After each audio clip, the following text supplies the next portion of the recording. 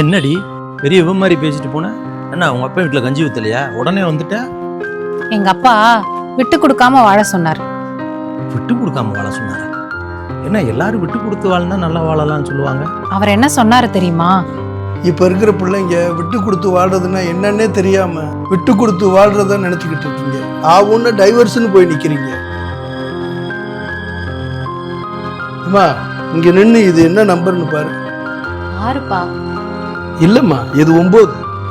இல்லப்பா 6 தான் போட்டிருக்கீங்க. நீ இந்த பக்கம் வந்து பாரு. இப்ப இது எத்தனைப்பா?